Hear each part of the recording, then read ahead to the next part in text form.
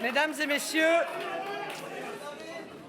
un grand vent de liberté aurait pu se lever sur le pays. Le sort des urnes, que je respecte, en a voulu autrement.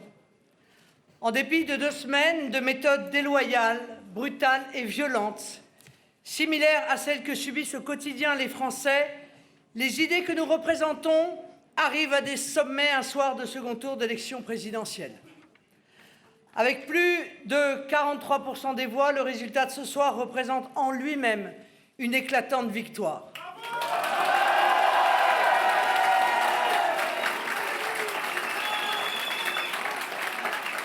Des millions de nos compatriotes ont fait le choix du camp national et du changement.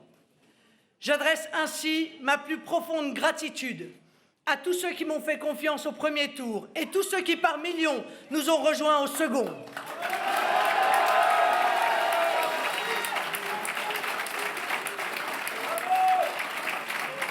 Mes remerciements vont tout particulièrement à nos compatriotes des provinces et des campagnes, mais également d'outre-mer, qui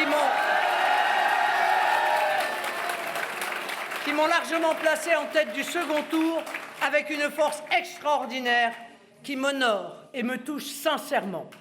Cette France trop oubliée, nous ne l'oublions pas. Déterminés, nous le sommes plus que jamais, et notre volonté de défendre les Français est encore renforcée. Je n'ai aujourd'hui aucun ressentiment ni rancœur. Enterrés, nous l'avons été 1000 fois, et 1000 fois l'histoire a donné tort à ceux qui prévoyaient ou espéraient notre disparition. Dans cette défaite, je ne peux m'empêcher de sentir une forme d'espérance. Ce résultat constitue pour nos dirigeants français comme pour les dirigeants européens le témoignage d'une grande défiance du peuple français à leur égard qu'ils ne peuvent ignorer, et celui de l'aspiration largement partagée d'un grand changement. Les Français manifestent ce soir le souhait d'un contre-pouvoir fort à celui d'Emmanuel Macron, d'une opposition qui va continuer à les défendre et à les protéger face au délitement de leur pouvoir d'achat, face aux atteintes aux libertés, face à la remise en cause de nos services publics et de notre système social, face au recul promis par Emmanuel Macron de l'âge de la retraite, face à l'insécurité, à l'immigration anarchique et au laxisme judiciaire. En effet, je crains ce soir que le quinquennat qui s'ouvre ne rompra pas avec les pratiques méprisantes et brutales du précédent et qu'Emmanuel Macron ne fera rien pour réparer les fractures qui divisent notre pays et font souffrir nos compatriotes. Alors oui, pour éviter cet accaparement des pouvoirs par quelques-uns, plus que jamais, je poursuivrai mon engagement pour la France et les Français avec l'énergie, la persévérance et l'affection que vous me connaissez.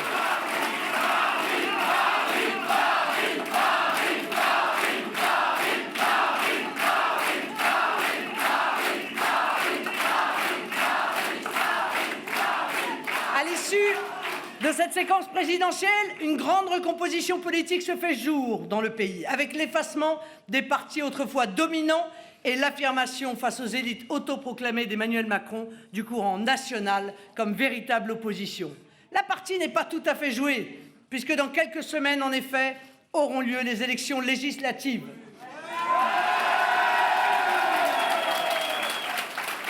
Avec le mode de scrutin législatif qui renforce les tendances politiques et, on le sait, fausse la représentativité parlementaire, le risque de voir Emmanuel Macron s'emparer de manière mécanique de tous les pouvoirs exécutifs et législatifs est élevé. C'est une perspective qu'aucun patriote, qu'aucun démocrate ne peut accepter, tant le projet d'Emmanuel Macron sur le régalien ou le social reste clivant et pour la France destructeur. Face à ceux qui prétendent demain être l'opposition à Emmanuel Macron et qui ont pourtant contribué à le réélire, nous serons ceux qui, avec une sincérité intacte, ne transigeront pas avec vos intérêts. Par conséquent, nous lançons ce soir la grande bataille électorale des législatives.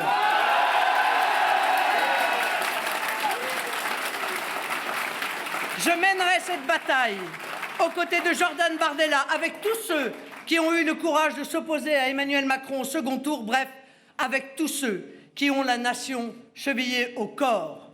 Le Rassemblement national œuvrera à unir tous ceux d'où qu'ils viennent qui veulent se rassembler et rassembler leurs forces contre la politique d'Emmanuel Macron afin de présenter ou de soutenir des candidats partout et donc dans votre circonscription, en métropole, en Outre-mer et dans les circonscriptions de l'étranger.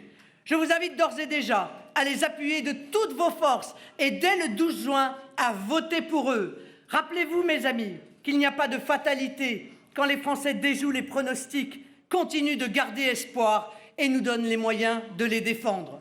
Le score historique de ce soir place notre camp dans d'excellentes dispositions pour obtenir un grand nombre de députés en juin prochain.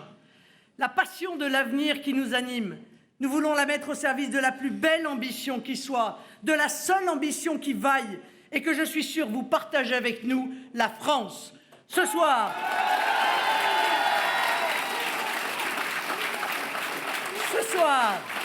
je le redis, jamais je n'abandonnerai les Français. Vive la République, vive la France! Et vous venez de l'entendre, Marine Le